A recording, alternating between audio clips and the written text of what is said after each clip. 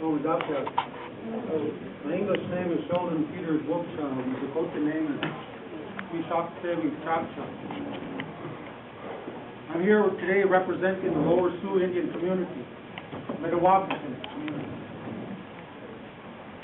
From this place we stand, right below us, is Dakuwakan Tipi, Sacred Spirit in Teki. And I know that was mentioned by our relatives before that we can't talk about our spiritual origin right now because this is a proper forum. Like my brother Ernie would say, we have to sit down and smoke the chanupa and put our minds and hearts into a good place like our old ones did. And then we speak with the truth. And so, as former tribal chairman at Lower Sioux, I worked in this process of getting this land back for our Metawakan people. And I speak for Metawakan people because that's who we are, the Metawakan band of Dakota. We have full respect for all of our bands, but I can only speak for the Metawakan band because that's who we are. And what I have to say does not have any disrespect to any other of our bands. We are all as equal and as important. But as of Metawakan Dakota, where we stand, the Metawakan people, were the original caretakers of this Dakuwakan Tipi, all the sacred sites around here. We are the original caretakers, the Metawakan people. From the beginning origin, through the 1805 treaty, and all the other treaties. Our Metawakans in chief signed that 1805 treaty. And if you talk to the Treaty Council, the National Treaty Council, they say that you have to be relative to the original signers of those treaties, otherwise the U.S. government won't listen to you. We are relatives to Little Crow and to Cloudman. They have to listen to us. That's number one. And so as the caretakers of Metawakan, we are here today to talk to the National Park Service, the Interior Department, the United States government, to declare in 2006, the Lower Sioux government did a resolution declaring that the Bureau of Mines land was to be for Metawakan and all our Dakota people for their purpose, for ceremonies and all the other things that were necessary for all our people, all the Indian people to come together.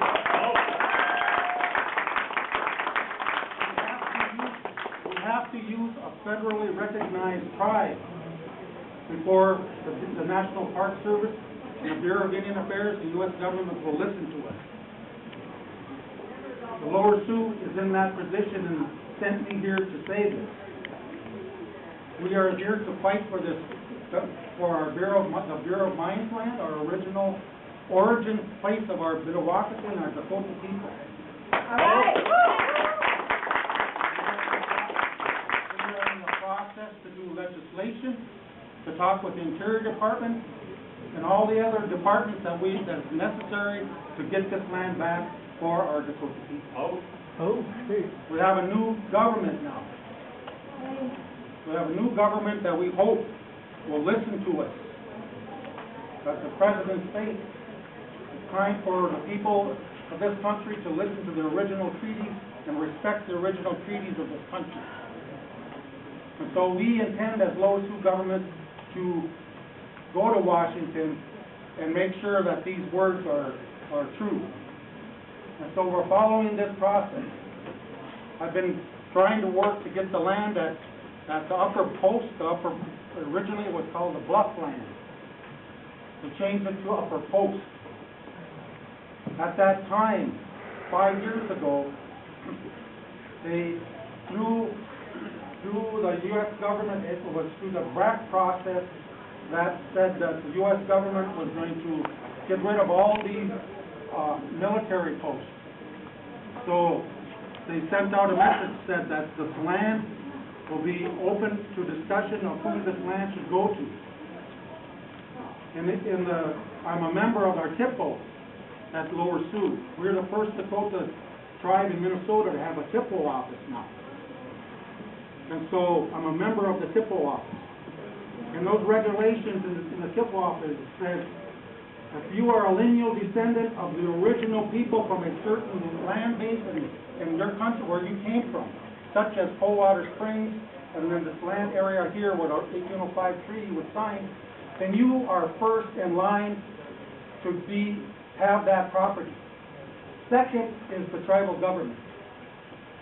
That's in the regulations of the SIPO. And so we as SIPO are working with our government as a recognized government to get this land back. So this is part of what we're doing here today. I have talked with the National Park Service. I've talked with Hennepin County and the state organizations that own parts of the Ridge Bluff land.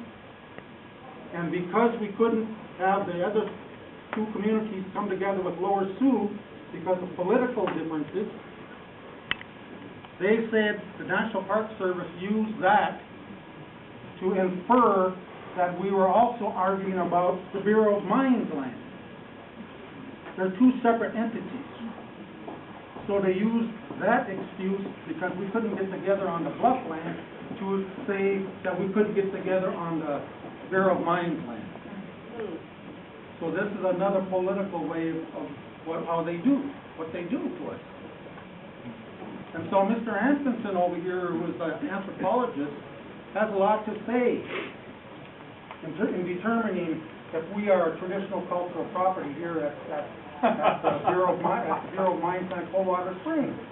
So the government's there. And so being an anthropologist, working with the National Park Service, and they did their study.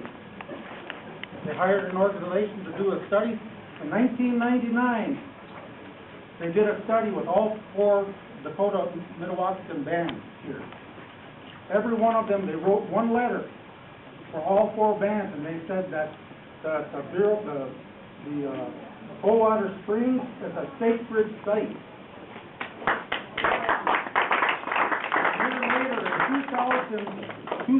Year 2000 and 2001, the National Park Service held their individual interviews with the tribal government, and then they wrote down after those interviews, because those tribal governments did not say that Coldwater Springs was a sacred site, then it's not a sacred site. Even though they said it in 1999, it was a sacred site. A letter I have to the congressperson that they sent this letter to. And so now they determined it's not a sacred site. So here's the process of interviews, which started up again. When I was on the council, we started again to get this bluff land through the BRAC process. And then came along the Bureau of Mines property, a separate issue. So after the interviews were done through the National Park Service, and then they declared that it wasn't a traditional cultural property, then they wrote a letter to the Interior Department and said, our study is over with, and here is our study. When the Interior Department read that, they said, okay, we will recognize you as our voice at the National Park Service to conclude this process. And here we are today. So it's been automatic. Where are the Dakota people, the original landowners? Where are we? Here we stand today. What a slap in the face. Colonial government. So this is what our people have been taken for countless hundreds of years. And darn right we're mad about it. We're the ones disturbing. And what there is, we as a tribal government have to do the process to work with the U.S. government to get this thing accomplished. And we appreciate a lot of all your help and speaking out. That's what we need to do. We have that right.